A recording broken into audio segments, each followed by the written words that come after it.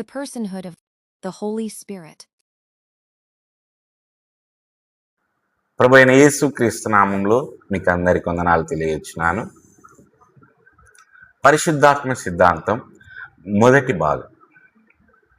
పరిశుద్ధాత్మ యొక్క వ్యక్తిత్వం పరిచయం. పరిశుద్ధాత్మ సిద్ధాంతం క్రైస్తవ వేదాంత శాస్త్రంలో ఒక ముఖ్యమైన భాగం. పరిశుద్ధాత్మను అధ్యయనం చేసే పరిశుద్ధాత్మ శాస్త్రం. పరిశుద్ధాత్మ కేవలం వ్యక్తిత్వం లేని శక్తి, ప్రభావం లేదా బలం మాత్రమే కాదని, కానీ ఆయనకు మేధస్సు, భావోద్వేగాలు మరియు సంకల్పం ఉన్న ఒక దైవిక వ్యక్తి అని బోధిస్తుంది. సంఘ చరిత్ర అంతటా కొన్ని సమూహాలు పరిశుద్ధాత్మను కేవలం ఒక శక్తిగా లేదా దేవుని కార్యకలాపాలకు ప్రతీకాత్మక వ్యక్తీకరణగా తగ్గించి ఆయన వ్యక్తిత్వాన్ని తిరస్కరించాయి. అయితే బైబిల్ పరిశుద్ధాత్మను దేవునితో మరియు మానవాళితో వ్యక్తిగత రీతిలో సంబంధం కలిగి ఉండే ఒక వ్యక్తిని స్పష్టంగా తెలియజేస్తుంది. పరిశుద్ధాత్మ యొక్క వ్యక్తిత్వాన్ని అర్థం చేసుకోవడం ముఖ్యం, ఎందుకంటే అది క్రైస్తవ ఆరాధన, ప్రార్థన, సహవాసం, పవిత్రీకరణ మరియు పరిచర్యను ప్రభావితం చేస్తుంది. విశ్వాసులు కేవలం దైవిక శక్తిని పొందడమే కాదు, వారు జీవించే దేవుని ఆత్మతో సహవాసంలోకి ప్రవేశిస్తారు. పరిశుద్ధాత్మ విశ్వాసులకు బోధిస్తాడు, నడిపిస్తాడు, ఓదారుస్తాడు, ఒప్పిస్తాడు మరియు వారి కోసం విజ్ఞాపన చేస్తాడు. అందువల్ల లేఖనాల ప్రకారం పరిశుద్ధాత్మ నిజంగా ఎవరో క్రైస్తవులు తెలుసుకోవాలి. ఇందులో 9 ప్రధాన విషయాలు కలవు. అందులో ముఖ్య ఉప విషయాలు కూడా కలవు. మొదటగా ప్రధాన విషయం వ్యక్తిత్వం యొక్క అర్థం.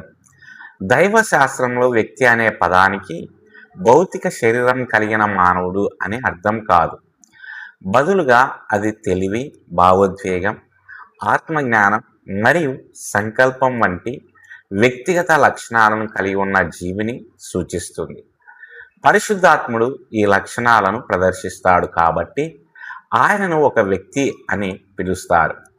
పరిశుద్ధాత్ముడు కేవలం దేవుని శక్తి కాదు, ఎందుకంటే శక్తి స్వయంగా ఆలోచించదు, మాట్లాడదు, ప్రేమించదు లేదా నిర్ణయాలు తీసుకోదు.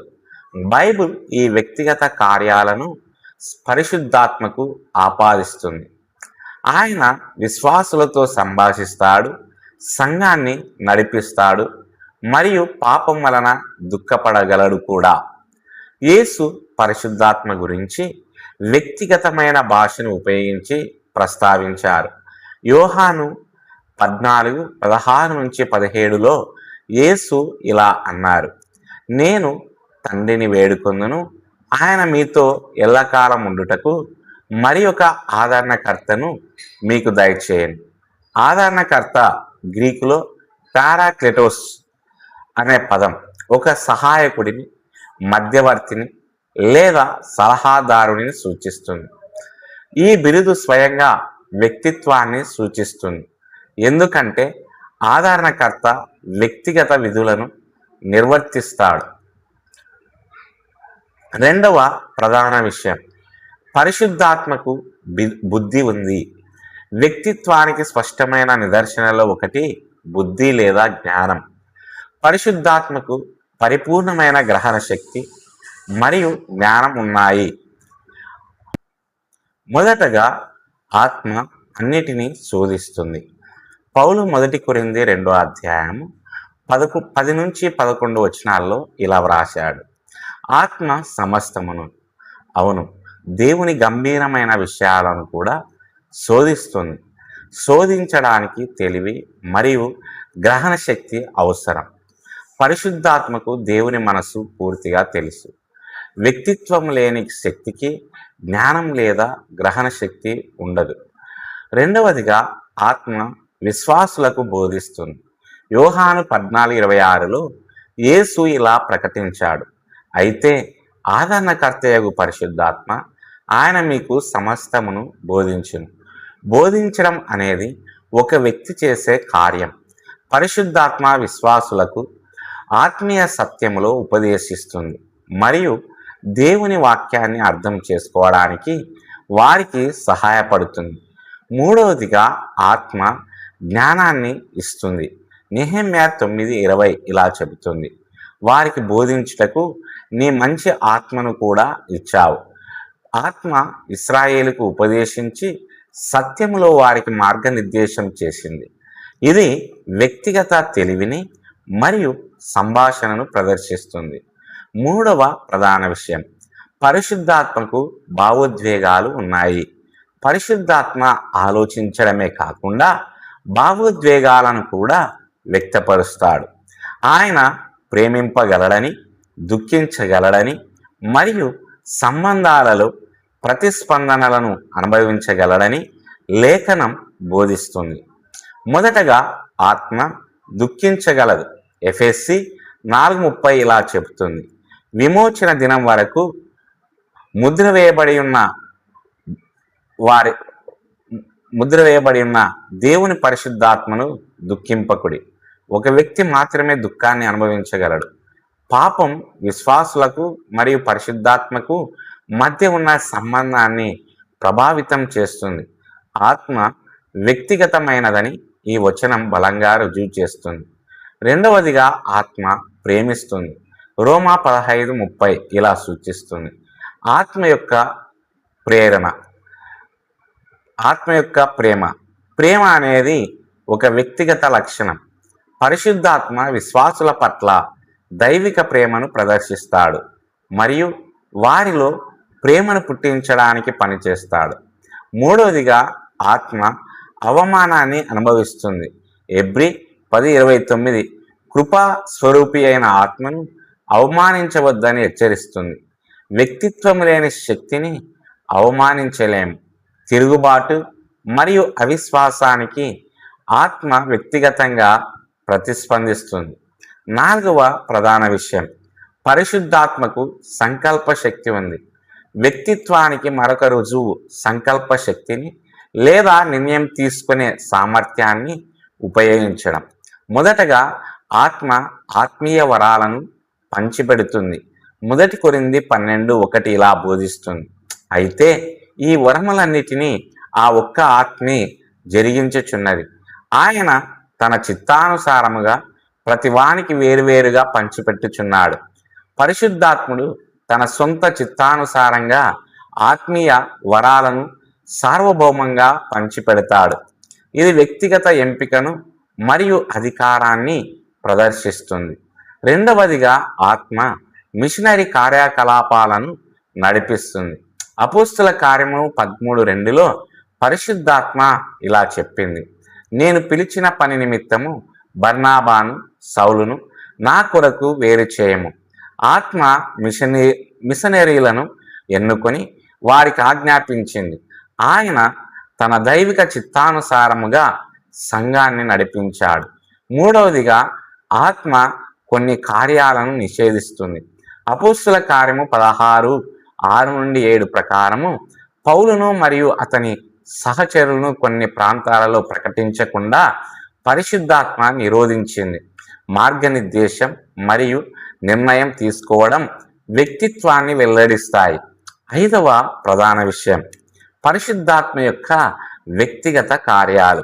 ఒక నిర్జీవ శక్తి చేయలేని అనేక వ్యక్తిగత కార్యాలను బైబిల్ పరిశుద్ధాత్మకు ఆపాదిస్తుంది. మొదటగా ఆత్మ మాట్లాడుతుంది.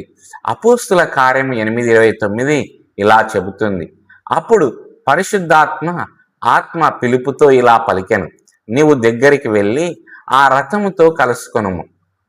పరిశుద్ధాత్మ విశ్వాసులతో నేరుగా సంభాషిస్తుంది. రెండవదిగా ఆత్మ సాక్ష్యమిస్తుంది. యోహాను 15:26 ఇలా చెబుతుంది, ఆయన నన్ను గూర్చి సాక్ష్యమిచ్చును. ఆత్మ క్రీస్తుని గూర్చి సాక్ష్యమిస్తుంది. మూడవదిగా ఆత్మ విజ్ఞాపన చేస్తుంది. రోమా 8:26 ఇలా అంటోంది, వర్ణనాతీతమైన మూలుగులతోనూ ఆత్మ తానే మన పక్షంగా విజ్ఞాపన చేయుచున్నది. విజ్ఞాపన అనేది అత్యంత వ్యక్తిగతమైన విషయం, ఎందుకంటే ఇందులో ప్రార్థన మరియు పక్షాన నిలబడడం, అడ్వొకేసీ ఇమిడి ఉంటాయి. నాలుగవదిగా ఆత్మ ఆజ్ఞాపిస్తుంది. అపోస్తుల కార్యం 13:2 ఆత్మ సంఘానికి ఆజ్ఞలు ఇస్తుందని నిరూపిస్తుంది. ఐదవదిగా ఆత్మ నడిపిస్తుంది. రోమా 8:14 ఇలా బోధిస్తుంది, దేవుని ఆత్మ చేత ఎందరు నడిపింపబడుదురో వారందరూ దేవుని కుమారులై ఉందురు. నడిపింపు అనేది పరిశుద్ధాత్మ యొక్క వ్యక్తిగత పరిచర్య. ఆరవ ప్రధాన అంశం, పరిశుద్ధాత్మ ఒక వ్యక్తిగా పరిగణించబడుతుంది. పరిశుద్ధాత్మ ఒక వ్యక్తిగా కార్యాలు చేస్తుందని బైబిల్ వర్ణించడమే కాకుండా ప్రజలు కూడా ఆయనకు ఒక వ్యక్తిగానే స్పందిస్తారని చూపిస్తుంది. మొదటగా ప్రజలు పరిశుద్ధాత్మతో అసత్యం చెప్పగలరు. అపోస్తల కార్యము 5:3లో పేతురు అననీయతో ఇలా చెప్పినట్లు నమోదు చేయబడింది. పరిశుద్ధాత్మతో అసత్యం చెప్పుటకు సాతాను నీ హృదయమును ఎందుకు నింపెను? అసత్యం చెప్పడం అనేది కేవలం ఒక వ్యక్తికి మాత్రమే సాధ్యమవుతుంది. రెండవదిగా ప్రజలు పరిశుద్ధాత్మను ఎదిరించగలరు. అపోస్తల కార్యం 7:51 ఇలా అంటోంది, మీరు ఎల్లప్పుడూ పరిశుద్ధాత్మను ఎదిరించుచున్నారు. ఎదిరించడం అనేది ఒక వ్యక్తిని వ్యతిరేకించడాన్ని సూచిస్తుంది. మూడవదిగా ప్రజలు పరిశుద్ధాత్మను దూషించగలరు. మత్తయి 12:31లో పరిశుద్ధాత్మను దూషించకూడదని హెచ్చరిస్తుంది. దూషణ అనేది ఒక దైవిక వ్యక్తిని ఉద్దేశించినదిగా ఉంటుంది. 4 ప్రజలు పరిశుద్ధాత్మకు విధేయత చూపగలరు. విశ్వాసులు ఆత్మ నడిపింపులో నడుచుకోవాలని మరియు ఆయన నాయకత్వానికి లోబడి ఉండాలని ఆజ్ఞాపించబడ్డారు. 7వ ప్రధాన విషయం, త్రిత్వములో పరిశుద్ధాత్మకున్న సంబంధం. త్రిత్వ సిద్ధాంతం పరిశుద్ధాత్మ ఒక వ్యక్తి అనే విషయాన్ని మరింత బలపరుస్తుంది. పరిశుద్ధాత్మ తండ్రి మరియు కుమారులతో పాటు సమానమైన దైవిక వ్యక్తిగా చూపించబడింది. మొదటగా బాప్తిస్మ సూత్రం మత్తయి 28:19లో ఇలా చెబుతుంది, తండ్రి యొక్కయు కుమారుని యొక్కయు పరిశుద్ధాత్మ యొక్కయు నామములోనికి వారికి బాప్తిస్మం ఇచ్చుచు. పవిత్రాత్మ తండ్రి మరియు కుమారునితో సమానంగా ప్రస్తావించబడ్డారు. రెండవదిగా అపోస్తుల ఆశీర్వాదం 2 కొరింథీ 13:14 ఇలా చెబుతుంది, ప్రభువైన యేసు క్రీస్తు కృపయు దేవుని ప్రేమయు పవిత్రాత్మ సహవాసమును మీ అందరితో ఉండునుగాక. పరిశుద్ధాత్మ విశ్వాసులతో దైవిక సహవాసంలో పాలు పంచుకుంటాడు. మూడవదిగా పరిశుద్ధాత్మ విభిన్నమైనప్పటికీ ఐక్యమై ఉన్నాడు. పరిశుద్ధాత్మ తండ్రి మరియు కుమారుని నుండి విభిన్నమైన వాడు అయినప్పటికీ సారం మరియు ఉద్దేశములో వారితో పూర్తిగా ఐక్యమై ఉన్నాడు. 8వ ప్రధాన విషయం, పరిశుద్ధాత్మను గూర్చిన తప్పుడు అభిప్రాయాలు. చరిత్ర పొడవునా కొన్ని సమూహాలు పరిశుద్ధాత్మ యొక్క వ్యక్తిత్వాన్ని నిరాకరించాయి. మొదటగా పరిశుద్ధాత్మ కేవలం శక్తిగా, కొందరు పరిశుద్ధాత్మ దేవుని యొక్క చురుకైన శక్తి మాత్రమే అని బోధిస్తారు. అయితే లేఖనం ఆయనకు వ్యక్తిగత లక్షణాలను మరియు కార్యాలను స్పష్టంగా ఆపాదిస్తుంది. రెండవదిగా పరిశుద్ధాత్మ ఒక ప్రతీకాత్మక భాషగా, ఇతరులు పరిశుద్ధాత్మను ఒక చిహ్నానికి లేదా కవితాత్మకి వ్యక్తీకరణకు తగ్గిస్తారు. అయినప్పటికీ బైబిల్ ఆయనను మాట్లాడే, బోధించే మరియు నడిపించే వ్యక్తిగా చూపిస్తుంది. మూడవదిగా ప్రాచీన పాషండ తత్వాల దోషాలు. కొన్ని తొలి పాషాండ సమూహాలు పరిశుద్ధాత్మ యొక్క దైవత్వాన్ని మరియు వ్యక్తిత్వాన్ని నిరాకరించాయి.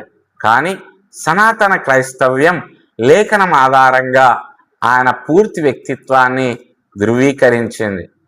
9వ ప్రధాన విషయం, పరిశుద్ధాత్మ వ్యక్తిత్వం యొక్క ఆచరణాత్మక ప్రాముఖ్యత. పరిశుద్ధాత్మ సిద్ధాంతం కేవలం సిద్ధాంతపరమైనది కాదు, అది క్రైస్తవ జీవితాన్ని మరియు పరిచర్యను ఎంతగానో ప్రభావితం చేస్తుంది. మొదటగా ఆత్మతో సహవాసం. విశ్వాసులు పరిశుద్ధాత్మతో సహవాసాన్ని ఆనందిస్తారు. క్రైస్తవ్యం అనేది ఆత్మ ద్వారా దేవునితో వ్యక్తిగత సంబంధాన్ని కలిగి ఉంటుంది. రెండవదిగా ఆత్మ పట్ల సున్నితత్వం. క్రైస్తవులు పాపభరితమైన జీవితం ద్వారా పరిశుద్ధాత్మను దుఃఖపెట్టకుండా ఉండాలి. మూడవదిగా ఆత్మపై ఆధారపడడం. పరిచర్య మరియు ఆత్మీయ ఎదుగుదల ఆత్మ యొక్క శక్తి మరియు మార్గదర్శకత్వంపై ఆధారపడి ఉంటాయి. నాలుగవదిగా ఆరాధన మరియు ప్రార్థన. విశ్వాసులు ఆత్మలో దేవుణ్ణి ఆరాధిస్తారు మరియు ప్రార్థనలో ఆయనపై ఆధారపడతారు. ముగింపు. పరిశుద్ధాత్మ కేవలం వ్యక్తిత్వం లేని శక్తి లేదా ప్రభావం కాదని, ఆయన ఒక దైవిక వ్యక్తి అని బైబిల్ స్పష్టంగా బోధిస్తుంది. ఆయనకు మేధస్సు, భావోద్వేగం మరియు సంకల్పం ఉన్నాయి. ఆయన విశ్వాసులకు బోధిస్తాడు, మార్గనిర్దేశం చేస్తాడు, మాట్లాడతాడు, విజ్ఞాపన చేస్తాడు, ఆజ్ఞాపిస్తాడు మరియు ఓదారుస్తాడు. ప్రజలు ఆయనకు అబద్ధం చెప్పగలరని మరియు ఆయనను ఎదిరించగలరని మరియు ఆయనను దుఃఖపెట్టగలరని కూడా లేఖనం వెల్లడిస్తుంది. ఇవన్నీ ఆయన వ్యక్తిత్వాన్ని ప్రదర్శిస్తాయి. పరిశుద్ధాత్ముడు సంపూర్ణంగా దేవుడు మరియు సంపూర్ణంగా వ్యక్తి. త్రిత్వంలో తండ్రి మరియు కుమారునితో సమానుడు.